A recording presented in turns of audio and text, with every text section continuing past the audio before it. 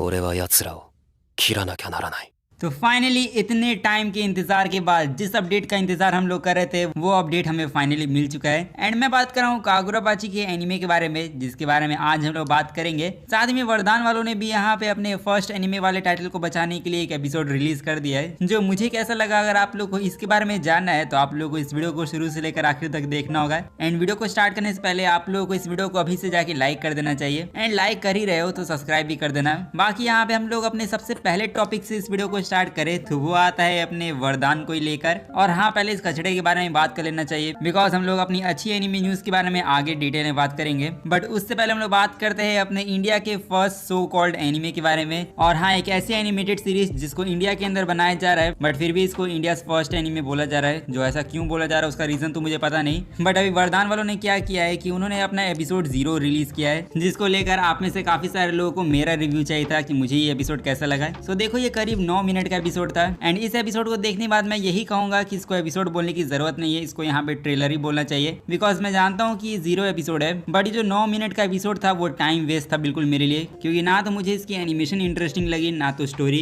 Because animation के नाम पर इन लोगों ने एपिसोड 0 के अंदर हमें दिखाया क्या है, यहाँ पे कैरेक्टर को थोड़ा बहुत चलते हुए दिखाया गया, यहाँ पे कैरेक्टर को मुंह चलाते हुए दिखाया गया। और इसके अलावा ट्रेलर के अंदर हमें और क्या देखने मिलता है, अलग अलग ट्रांजिशन और साथ ही में स्लाइड शो, जिसको देखने के बाद मुझे ओपीएम सीजन 3 की याद आ गई। इवन ओपीएम सीजन 3 भी वरदान के एनिमे से बेटर था। और हाँ, यहाँ पे मैं हेट वगैरह नहीं फैलाना चाहता हूँ, ये मेरा जेन्युइन ओपिनियन है। आई मीन मैं जानता हूँ कि अब ये पूरा एपिसोड नहीं था, ये एपिसोड 0 था, जिसकी चलो एनिमेशन अच्छी नहीं भी हो, बस अगर स्टोरी को लेकर ही कुछ आइडिया मिल जाता तो वो सही रहता। बट सच कहूँ तो इसकी स्टोरी देखकर ऐसा लग रहा है कि मिड होने वाला है। बिकॉज यहाँ पे ऐसा लग रहा है कि हमें ओवर पावर्ड कैरेक्टर दिखाया जाएगा, क्योंकि इस एपिसोड के अंदर कैरेक्टर्स को गॉड फ्लेयर बोला जा रहा है, जो काफी अच्छा खासा वर्ड यूज किया गया है, क्योंकि एनिमे कम्युनिटी के अंदर ये जो गॉड लेवल कैरेक्टर होते हैं वो यहाँ पे काफी ज्यादा फेमस होते हैं। सो हाँ, गॉड जैसे वर्ड को यूज करना अपने एनिमे में अच्छा साबित हो सकता है, बट ये सारी चीजें से स्टोरी इंटरेस्टिंग नहीं बन जाती है। और इसलिए सच कहूँ तो यहाँ पे मुझे वरदान एनिमे के अंदर कुछ खास इंटरेस्ट आया नहीं। एंड मेरे हिसाब से तो ये जो वरदान वाले उन लोगों ने यहाँ पे इस एपिसोड को जल्दबाजी में रिलीज किया है, ताकि क्रंचीरोल की जो एनिमेटेड सीरीज आ रही है वो उनकी सीरीज से पहले रिलीज ना हो जाए। क्योंकि अगर क्रंचीरोल की एनिमेटेड सीरीज पहले रिलीज हो गई तो लोग उसको इंडिया फर्स्ट एनिमे कहने लगेंगे। सो आई गेस उसी टाइटल को बचाने के लिए इन लोगों ने एपिसोड 0 ही रिलीज कर दिया, जो कंप्लीट हो या ना हो, एआई यूज किया हो या ना हो, बट हाँ, बस इंडिया फर्स्ट एनिमे के टाइटल को बचाने के लिए इसको रिलीज कर दिया गया, जिस पर मुझे समझ में नहीं आ रहा है कि मैं इस पर टाइम वेस्ट कर ही क्यों रहा हूँ। आई मीन सीरियसली, मैं वरदान देखने से अच्छा आरजे बकेट लिस्ट की वीडियो देख लूँ, क्योंकि उसकी एनिमेशन और इसके एनिमेशन में आसमान जमीन का अंतर है। जिस पर हाँ, ये सिर्फ मेरा ओपिनियन था। अब आप लोगों क्या ओपिनियन है वरदान को लेकर, वो आप लोग कमेंट में जाके बता सकते हो।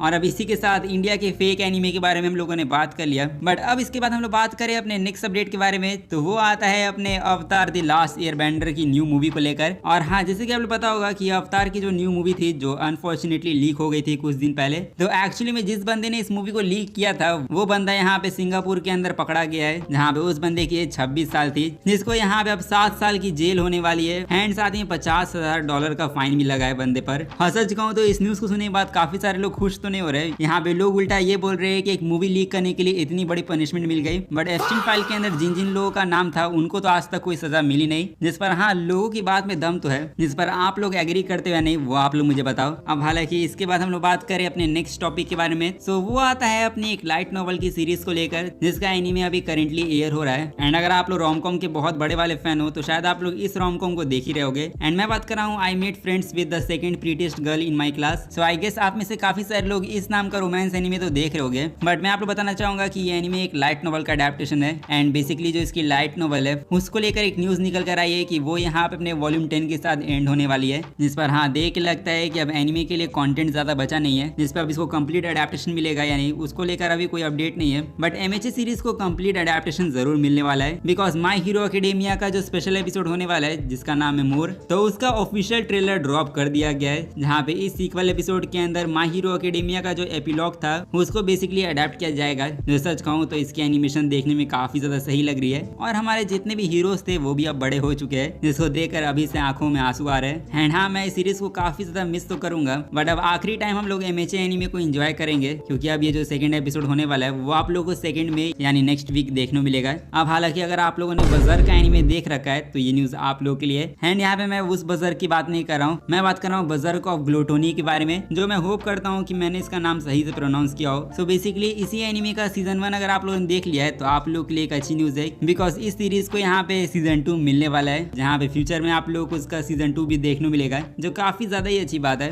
बट अब इसके बाद हम लोग बात करें अपने नेक्स्ट अपडेट के बारे में, तो वो आता है अपने वर्ल्ड ट्रिगर के रिबूट प्रोजेक्ट को लेकर। एंड जैसे कि मैंने आप लोगों को इस महीने के स्टार्टिंग में बताया था कि इस महीने वर्ल्ड ट्रिगर का एक एग्जीबिशन होने वाला है। एंड कल के दिन वर्ल्ड ट्रिगर को लेकर जो अपडेट हमें मिला वो यहाँ पे कुछ खास तो नहीं है, बट हाँ, वर्ल्ड ट्रिगर का जो रीमेक होने वाला है सीजन 1 का, उसके कैरेक्टर डिजाइन हमें देखने मिले। अब रिलीज डेट क्या होगी वो हम लोग को फ्यूचर में पता चलेगा। बट इसके बाद यहाँ पे जुजू फेस्ट के बारे में बात करें, जिसको लेकर भी हमें अपडेट मिल चुका है, जहाँ पे जुजू फेस्ट 2026 जो यहाँ पे जुजुत्सु काइसेन की 5th एनिवर्सरी का जो की विजुअल है वो हमें देखने मिला। एंड इसी के साथ इस साल का जो जुजू फेस्ट होने वाला है वो हम लोगों को 29 से लेकर 30 अगस्त के बीच में देखने मिलेगा, जिसमें आप लोगों को जुजुत्सु काइसेन को लेकर बड़ी न्यूज सुनने को मिलेगी। एंड बेसिकली जुजुत्सु काइसेन का सीजन 4 कब तक आएगा उसका अपडेट हम लोग को इस इवेंट के अंदर सुनने को मिल जाएगा, जिसपे जितने भी जेजेके फैंस है वो अगस्त तक का वेट करो। बाकी इसके बाद नेक्स्ट अपडेट के ऊपर बढ़े तो वो आता है अपने चेनसो मैन की मांगा को लेकर। और हाँ, जैसे कि मैंने आप लोग बताया था कि चेनसो मैन की मांगा तो एंड हो चुकी है, बट क्या आप लोगों को ये पता है कि चेनसो मैन का जो फाइनल वॉल्यूम होने वाला है उसके अंदर हम लोगों को 12 एक्स्ट्रा पेजेस देखने मिलेंगे। मतलब हाँ, इसके फाइनल वॉल्यूम के अंदर हम लोगों को काइंड ऑफ एपिलॉग वगैरह देखने मिलेगा, जो आई गेस अब सही है, क्योंकि यहाँ पे फुजीमोटो अगर एंडिंग को थोड़ा सा और बेटर दिखा सकते हैं तो उनको दिखाना चाहिए। बाकी इसके बाद नेक्स्ट अपडेट के ऊपर बात करें तो वो आता है यहाँ पे अपने डोमेस्टिक गर्लफ्रेंड के क्रिएटर को लेकर।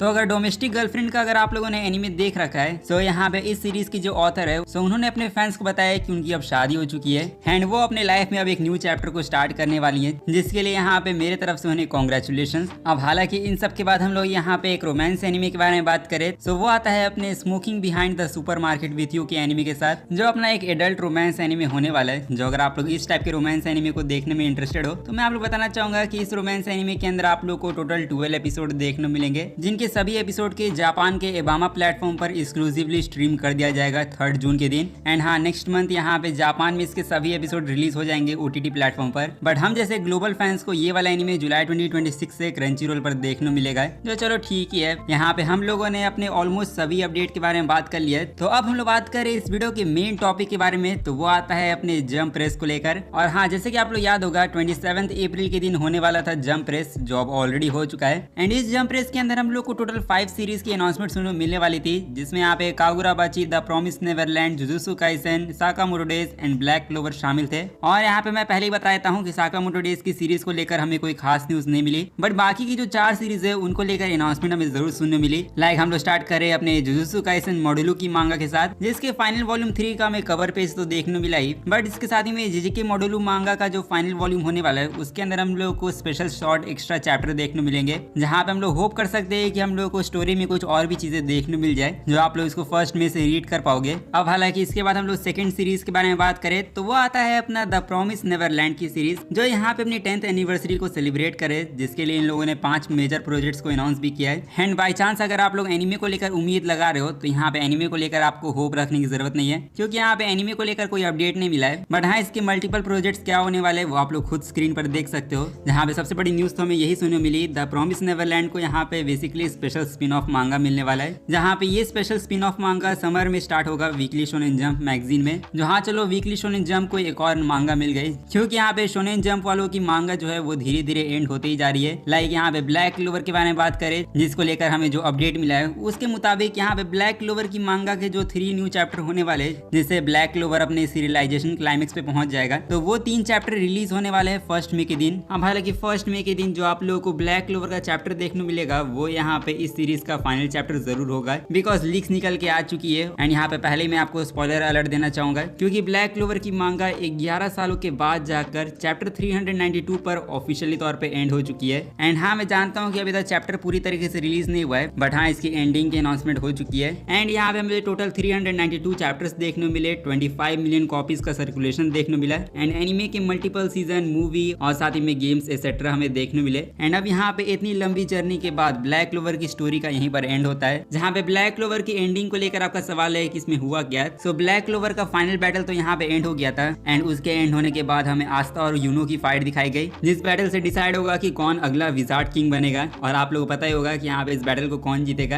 यहाँ पे अपना आस्था इस बैटल को जीत गया और वो बन गया विजार्ड किंग, जिसको देखकर यहाँ पे मुझे तो काफी ज्यादा खुशी हुई। बट यहाँ पे अपने आस्था और यूनो के लिए बुरा लग रहा है, बिकॉज ब्लैक क्लोवर के अंदर जितनी भी शिप्स थी वो यहाँ पे कैनन हो चुकी है ऑफिशियली तौर पे। बट यहाँ पे अपने आस्था और जो यूनो है वो यहाँ पे बेचारे सिंगल ही रह गए। और स्पेशली आस्था के बारे में बात करें तो उसके लिए तो दो लड़कियां अब लड़ाई कर रही हैं, जिस पर हाँ आस्था की वाइफ कौन बनेगी वो शायद हम लोगों को अब एपिलॉग के अंदर पता चलेगा, क्योंकि अभी फिलहाल के लिए तो आस्था अपना सिंगल है, क्योंकि बंदे को सिर्फ एक चीज पूरा करना था, वो था उसका ड्रीम, जो विजार्ड किंग वो बन चुका है अब। एंड अब एपिलॉग के अंदर हम लोगों को आस्था की रिलेशनशिप के बारे में बताया जाएगा कि आस्था का क्या हुआ क्या नहीं, बिकॉज ब्लैक क्लोवर का जो फाइनल वॉल्यूम होने वाला है वॉल्यूम 38 वो यहाँ पे रिलीज होने वाला है 4 अगस्त के दिन, जहाँ पे इस फाइनल वॉल्यूम के अंदर हम लोग को टोटल 250 प्लस पेजेस देखने मिलेंगे, जिसमें यहाँ पे एपिलॉग वगैरह कंफर्म्ड है। सो हाँ, अगर आपके क्वेश्चंस का आंसर अभी तक नहीं मिला है तो आप लोगों को उसका आंसर एपिलॉग के अंदर देखने मिल सकता है। और बाकी मेरा ऑनेस्ट ओपिनियन तो इस एंडिंग को लेकर ये है कि ये एंडिंग अच्छी है, मतलब जेजेके एंड चेनसो मैन की जो एंडिंग थी उससे फार बेटर मुझे ब्लैक क्लोवर की एंडिंग लगी,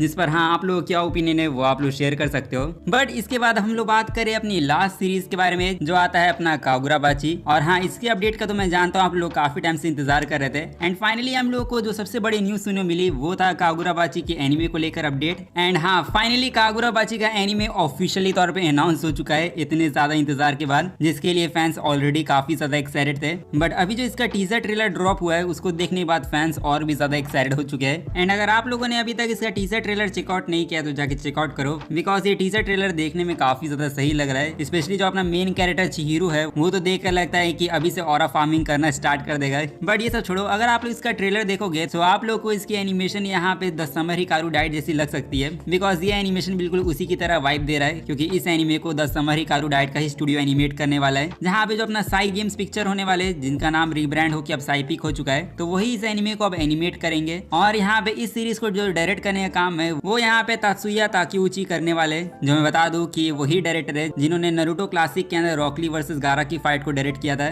सो हाँ, यही डायरेक्टर अब अपने कागुराबाची के एनिमे को डायरेक्ट करेंगे, जिसको लेकर आप लोग एक्साइटेड हो या ना हो, बट यहाँ पे कागुराबाची के जो ऑथर है वो यहाँ पे खुद भी एक्साइटेड है इस चीज को लेकर, बिकॉज वो खुद यहाँ पे फैंस को बोल रहे हैं कि अगर आप लोग को रॉक ली वर्सेस गारा की फाइट याद होगी तो वो फाइट मांगा के अंदर तो ग्रेट थी, बट एनिमे के अंदर तो और भी ज्यादा कमाल की हो जाती है। तो यहाँ पे वही इंसान जिन्होंने इस फाइट को इतना ज्यादा कमाल का बनाया है वही अब उनकी मांगा की एनिमे को डायरेक्ट करने वाले। बट इसके साथ ही में और भी जो एनिमेशन स्टाफ मेंबर्स है वो भी यहाँ पे काफी ज्यादा कमाल के हैं। एंड सिंपल वर्ड्स में कहूँ तो कागुराबाची की मांगा ऑथर ने कहा है कि आप लोग कुछ करो या ना करो, बट कागुराबाची का जो एनिमे होने वाला है वो मस्ट वॉच होने वाला है सभी के लिए। एंड इसी को लेकर अगर आप लोग अब सवाल है कि कागुराबाची का एनिमे कब तक आएगा, सो अपना कागुराबाची का एनिमे आने वाला है अप्रैल 2027 में, मतलब हाँ नेक्स्ट स्प्रिंग सीजन में आप लोगों को कागुराबाची का एनिमे देखने मिलेगा। मतलब आज से करीब 1 साल हम लोग को और इंतजार करना होगा, जिसमें मैं जानता हूँ कि आप में से काफी सारे लोग होंगे जो इतना ज्यादा लंबा इंतजार नहीं करना चाहते होंगे। एंड अगर आप भी उन लोगों में से एक हो तो यहाँ पे आप लोगों के लिए एक और न्यूज निकल कर आ चुकी है, बिकॉज यहाँ पे आप लोगों को आइडिया नहीं होगा बट कागुराबाची का यहाँ पे वर्ल्ड टूर होने वाला है। एंड इसके मुताबिक यहाँ पे वर्ल्ड टूर जो है वो समर 2026 में स्टार्ट होगा, जहाँ पे अगर आप लोग सोच रहे होंगे कि इस वर्ल्ड टूर में क्या होगा, तो बेसिकली कागुराबाची का जो फर्स्ट 20 मिनट का जो एपिसोड होने वाला है उसका यहाँ पे अनकट वर्जन हम लोग को पूरी दुनिया में ग्लोबली देखने मिलेगा थिएटर में, जो बेसिकली हर देश में जो एनिमे इवेंट्स होते हैं उसके अंदर इस एपिसोड को स्पेशली स्क्रीन किया जाएगा। जहाँ पे इंडिया के अंदर होगा या नहीं उसकी मैं गारंटी नहीं दूंगा, बट हाँ ये जो वर्ल्ड टूर होने वाला है वो खत्म होगा जापान में स्प्रिंग 2027 में जाकर। अब हालांकि जापान के अंदर इसके एपिसोड 1 का जो अनकट वर्जन होगा वो जापान के लोगों को देखने मिलेगा, बाकी 20 मिनट के एपिसोड को पूरी दुनिया वाले देख कर इंजॉय करेंगे, क्योंकि जापान के अंदर जो फर्स्ट एपिसोड का अनकट वर्जन रिलीज किया जाएगा। सो काफी सारे लोग गेस करे कि एपिसोड 1 यहाँ पे 40 मिनट का हो सकता है, जिस पर अब जो भी हो इंडिया के अंदर अगर हम लोग को स्क्रीनिंग देखने को मिल जाए तो वही बड़ी बात होगी। लेकिन बाई चांस अगर आप लोग ये सोच रहे होगे कि कागुराबाची आखिरकार है क्या और इसकी इतनी ज्यादा हाइप क्यों है, तो देखो इसमें ज्यादा कुछ बोलने की जरूरत नहीं है। मैं बस इतना कहना चाहूंगा कि न्यू जेन में अभी तक जितनी भी शोनेन जंप की मांगा रिलीज हो रही है उनमें से यही अभी मोस्ट सक्सेसफुल न्यू जेन मांगा है। एंड लिटरली इसके सिर्फ 11 वॉल्यूम्स अभी तक रिलीज हुए हैं, बट उसी के साथ इसने 4 मिलियन कॉपीज का सर्कुलेशन कर लिया है। एंड कागुराबाची की 4 मिलियन की सेल्स अभी से हो गई है, तो इमेजिन करो जब एनिमे रिलीज हो जाएगा तब तो शायद ये 100 मिलियन की कॉपीज का सर्कुलेशन कर सकता है, जिस पर हाँ यहाँ पे बस कागुराबाची का एनिमे आने वाला है, जिसके लिए मैं काफी ज्यादा एक्साइटेड हूँ। एंड अगर आप लोग भी कागुराबाची के एनिमे के लिए एक्साइटेड हो तो आप लोग इसी बात पे इस वीडियो को जाके लाइक कर दो।